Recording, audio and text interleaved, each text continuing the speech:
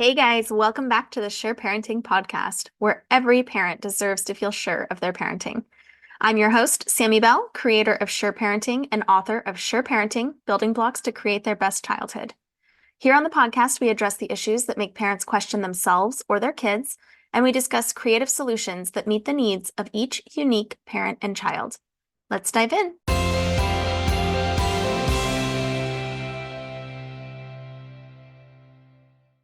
Good morning and welcome back.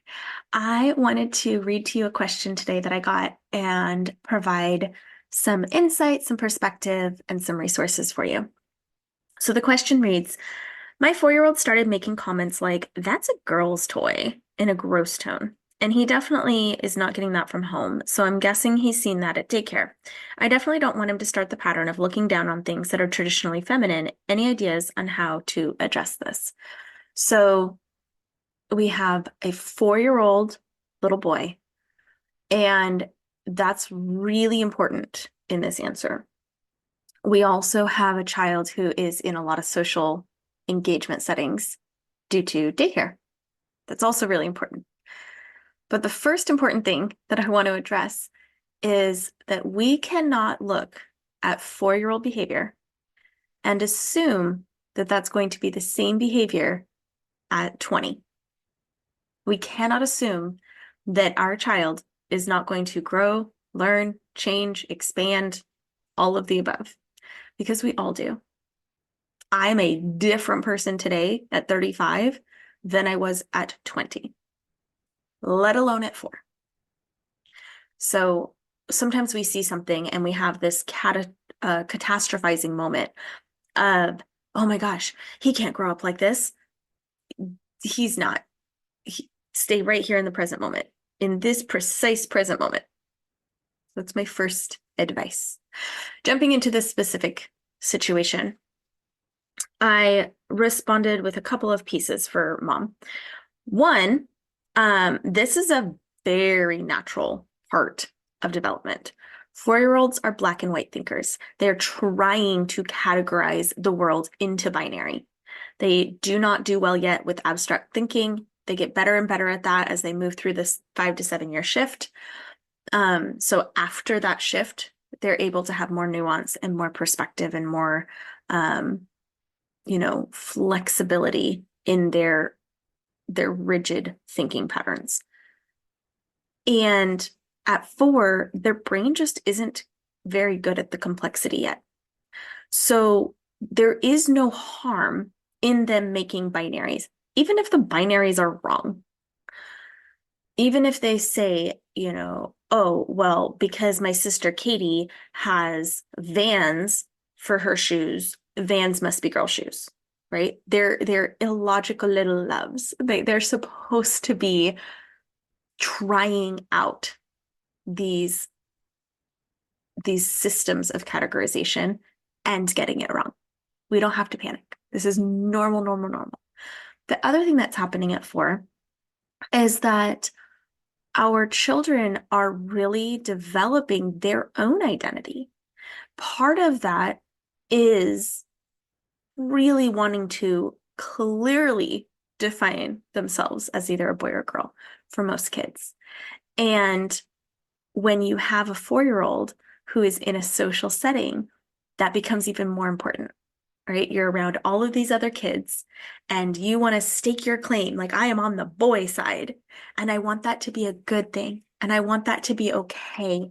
And I want to be valued and proud of being a boy. And there's nothing wrong with that. So part of the vehemence of these categories often is, I don't want you to be wrong about me.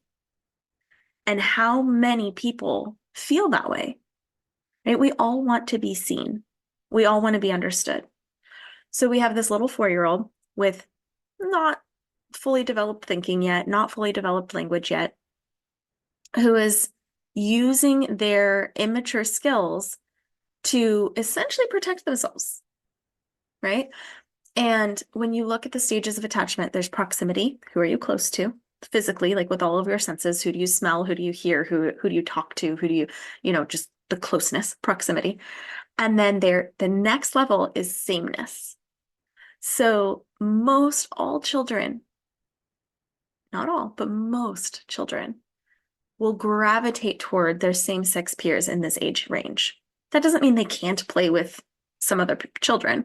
It just means that in that preschool setting, you'll see little clumps of boys and little clumps of girls. That's very, again, very, very normal, very typical. And there is part of their development happening that is very normal to happen for all of these kids.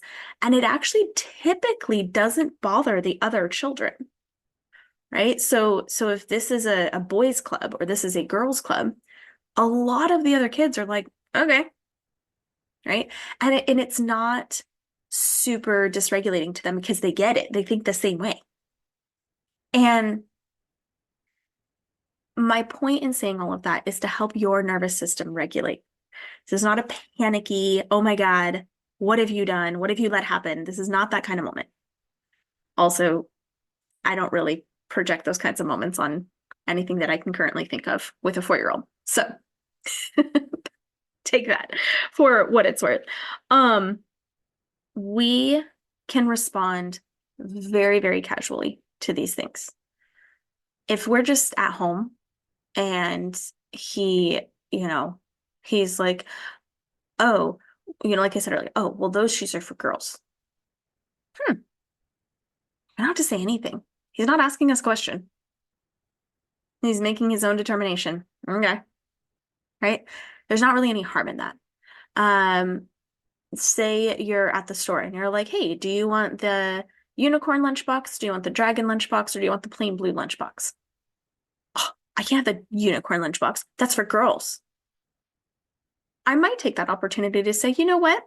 Nobody actually owns a whole category of things. So you can have the unicorn lunchbox if you want.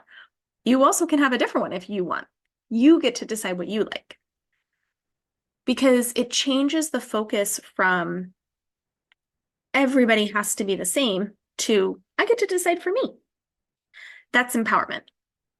So it's not a full-blown lecture. There's not this, you have to change your thinking. It's just, here's another perspective, kid. One little drop in the bucket, one little seed planted. It's meant to be very casual, very quick. Now, if our child is saying something to another child, then I might be a little bit more direct. My oldest's favorite color, like beyond favorite color, when he was 3 years old, was pink. Like he found a pair of pink sunglasses and wore them every day. They couldn't leave the house without his sunglasses, and they were very pink. And the powers that be clearly designed them, quote unquote, for a girl. Does that mean he can't wear them? Obviously not. If he wants the pink glasses, wear the pink glasses. But they were, to society in general, girl glasses. And I'm doing quotes for those of you that can't see my face. And so we got to explore this a little bit with him, where people would comment on his choice and say something exactly like that. Those are girl glasses. And this child, if you are familiar with my brain types, this child is an exact brain type, which means he decides something is so, and that's what it is. So for him, this wasn't terribly distressing. He was like, no, they're not. And he'd just move on. But the one time that he did question it with me, that he asked my advice or whatever on the subject, I said, colors belong to everyone. Boys are allowed to like pink. Girls are allowed to like orange and blue. And it's not really anybody else's business what color you like. You get to decide for you. We used to have a phrase, because my boys are 19 months apart, and they would squabble and try to boss each other. And then that part actually wasn't the problem. The problem for me was, Mom is trying to tell me that I can't insert thing, or that I have to insert thing. And so I started responding with, well, who's the boss of you? And they changed that to, I'm the king of me. And this is like 2 and 3, 3 and 4, 4 and 5, that kind of age range. And they got such a kick out of this. I'm the king of me. And that comes to mind when I talk about this subject, right? Because you know what, buddy? You can be the king of you. You can decide that you do not want the pink sparkly backpack or the rainbow tennis shoes. You get to decide that for you, and nobody gets to make you like something you don't like. Also, you are only the king of you. You don't get to make other people have the same thoughts and ideas as you. So if Alex likes the rainbow sparkle shoes, that's what Alex gets to decide because Alex is the king of him. And if Mary likes the Jurassic Park backpack, that's what Mary gets to decide because Mary's the queen of her. And for whatever reason, partially maybe the playfulness or the imagination part of the kings and queens, they loved this framing and it helped them so much. And we just would refer back to it every time. And so some of the responses that they had available to them would be, well, I'm the boss of me. Um, that's a girl color. Obviously not. Colors belong to everyone. Okay. You'd be surprised how often a sideways tilted head and a okay kind of takes the wind out of somebody's sails because you're not engaging. And I explain that to my kids as taking your power back. My now 8-year-old recently came up with one where he says, how's it feel to be wrong? Which just kills me because I did not teach him that, but it's good. It's a little teeny bit antagonistic, so depending on your situation, may not be appropriate, but it's hilarious here. So anyways, if your child is receiving these comments, helping them to recognize like nobody owns colors, you're the boss of you. People have wrong opinions sometimes. You can be a little softer with it. Maybe he really maybe he likes something different, right? We're allowed to like different things. But knowing that your kids will probably put things into categories and boxes like this, and that they should. This is the age that they should be doing that. Knowing that even if your kid likes pink, they'll still put other things in boxes. They won't be able to go, well, since I broke out of this particular box, other people can break out of boxes in these ways. It's too nuanced yet. And that's okay. That does not mean that they're going to, what did she say? How did she say that? Look down on things that are traditionally feminine. That's not what that means at all. He's not even thinking about it. He's not even actually saying that the thing is gross. He is saying it is gross of people to look at me in a way that I am not. That's really what he's saying. I am a boy and I want to stake my claim on boyness. Okay, go for it, dude. The next part of this is to model for yourself, right? Make sure you are modeling that people can pick whatever clothes they want. People can pick whatever shoes they want. The things that you're wanting him to pick up on, if he is living that in his home, he will pick up on it. As his natural nuance develops, as his flexible thinking develops, as his abstract thinking develops, he will pick up on it. There's no way around it. So making sure that that is modeled in the home, making sure that his father, if you can, if you're still in that relationship, having that conversation with his father, like he very well may have been socialized the same way. He may be 38 years old and still afraid to wear pink. Could happen. It does happen, right? This isn't, oh, you have to wear pink to make our son think that pink things are okay. It's more about looking at where you're already at. In what ways do the male members in his life represent that people can like what they like? People don't have to like what some imaginary rule says that they should like. that if your neighbor plays tennis, you're not making fun of him because it's not football. If your brother-in-law doesn't like NASCAR, you're not telling him he's not a real man, right? Like it's those kinds of comments that we have an opportunity as adults with flexible thinking and with nuance to be the example of, okay, everybody likes different things, right? And it'll come up in your family. My brother is obsessed with the Eagles football team. His daughter wears an Eagles jersey for every single Eagles game. She is 1 year old. This is a family cultural thing for them. It's very important to them. My family does not care about football. We've never seen a football game. I have seen football games because I grew up in a family that liked football. But in my little nuclear family, we just don't do that. We are more likely to go outside and throw a football than to watch a football game. And that's okay. We're not going to make fun of them because they like football. We're not going to have them make fun of us because we don't like football. We're just allowed to have different interests, and that's okay. And the more that we practice that, the more that we're setting our kids up to live that way. Similarly, if you have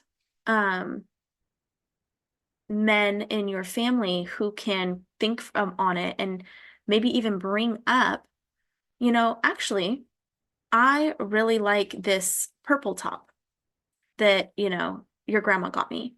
This is one of my favorites. Well, purple is a girl color, Grandpa. Is it? Because I'm wearing it. I don't think I'm a girl, right? And letting them see examples of men that they really aspire to, that are comfortable changing that narrative. It can be difficult. It for sure can be. And you get to decide, how much effort you put into this. Because as I said at the very beginning, this is a stage, and the stage does expand on its own. You don't need to like rush in and fix this. I promise you. And if you notice in your family that you guys really are upholding these kind of like rigid lines, then you have an opportunity to be a little more flexible. No big deal. You always get to grow and change. One of the ways that I like to do this is to talk about why people like what they like instead of lumping it into a group. What I mean by that is, why does Uncle like to work on cars? It's not because he's a man. It's because it's whatever the reason is. Is it because it's a really quiet activity and a lot of times when he's at work, it's very loud? He likes quiet. Is it because it's like solving a puzzle every time and he gets a lot of joy from figuring out complex problems? Is it because he really likes having the skills to help his family and his neighbors? Right? What are the reasons behind it? And a lot of people never even really think about why they like what they like. So this can be a very interesting conversation anyway. But those reasons can be attributed to anybody. They're not man specific. And I keep using men as the example because that's what we're talking about in this case. All of this also applies to women things. If your daughter doesn't like makeup, okay. Do you know what my daughter said to me recently? She goes, I wish I could be a boy. And I said, why? She goes, because I don't want to have to put holes in my ears because I got my ears pierced last year, my second piercing. I was like, baby, you don't have to put holes in your ears. I don't. She's 4, by the way, right? Black and white thinking, boxes. I don't want to get my ears pierced, therefore I have to be a boy. No, honey. Every person gets to decide whether they put holes in their ears. You do not have to put holes in your ears. Nobody is going to make you. Those are your ears and you decide. And this girl lit up. She was so excited to realize that she didn't have to hurt her ears. And somehow I missed that part of the conversation where she does not have to get her ears pierced because she kept asking me, when can I get my ears pierced? And I was like, ooh, probably when you're older, babe. It hurts. Like I'm not comfortable trying to do this with a 4-year-old. And I don't know, at some point that transferred in her brain to, I'm going to have to get my ears pierced and it's going to hurt. And I'm like, no, you don't. You absolutely do not. And then I saw a video of an adult woman who was gifted the most beautiful earrings. And she's like, well, I don't have my ears pierced, but I do have converters. And so apparently this is like a thing. This is a thing. She doesn't even have to have her ears pierced if she wants to wear beautiful earrings because you can convert them into clip-ons. And she was so excited. But it wasn't obvious to her, right? I had to like explicitly explain that to her, that she could make her own choice for her body and still be a girl. And that is the age of 4. It's just how their little brains work. We are here to guide them. We don't have to freak out and have to panic. We don't have to, lay down the hammer or whatever. Like we're like, oh my gosh, you're so cute. This is adorable. Here's a little bit of nuance. Here's a little bit of expanding your perspective. And it grows. That effort grows into the nuance and the acceptance that we want them to have as they get older, because that's what we're modeling for them. So what I said at the very end was situation isn't about shutting down these comparisons. It is about expanding their perspective. And the part that I didn't touch on yet that's really important is understanding your child's perspective. What do they even mean by that? Right? When they say pink is a girl color, and you jump to, oh, he hates feminine things and he's judging women and he's going to be misogynist. Whoa, we haven't asked yet. What does that mean? Well, Miss Sarah put all of the pink stickers on the girls' desks.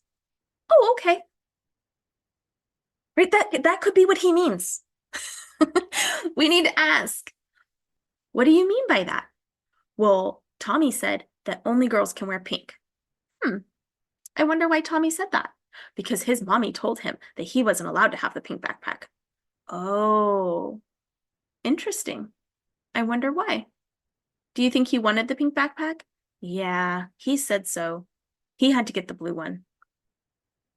I wonder how he felt about that.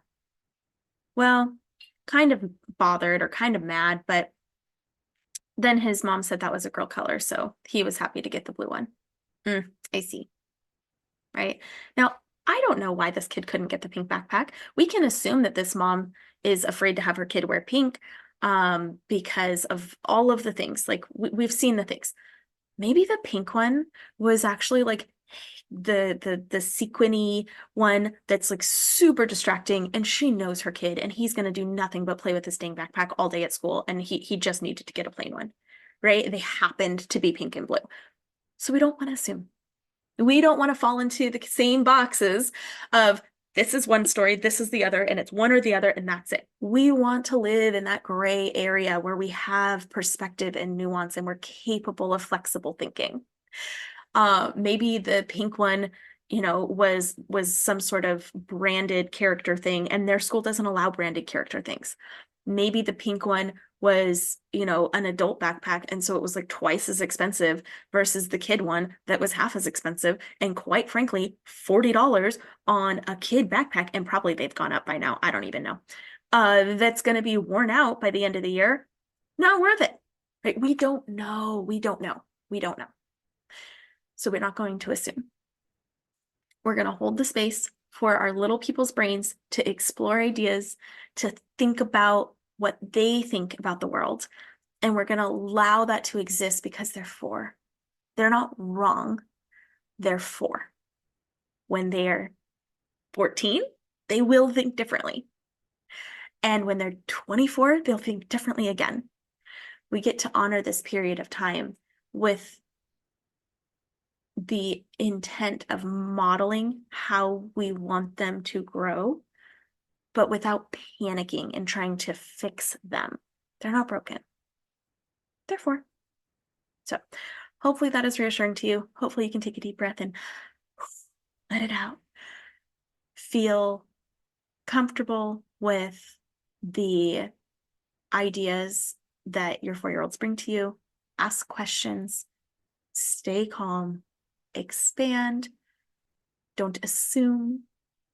Know what's normal and developmental. Know when to kind of cut off, like, you don't have to make comments on him. He gets to make his own choices, right? Be that guide, but be that calm and confident leader instead of the frantic, panicky one. And that's not to say that this mom was frantic or panicky. I have no reason to assume that she was. But I have spoken to parents who are. So that's why I put that out there for anybody listening. If you start to panic, regulate yourself first. Don't let your brain take off into catastrophization. It's not a catastrophe. It's just development. And your little one has you by their side to get through it. So with that, that wraps up this topic for today. I will see you on the next one. Bye.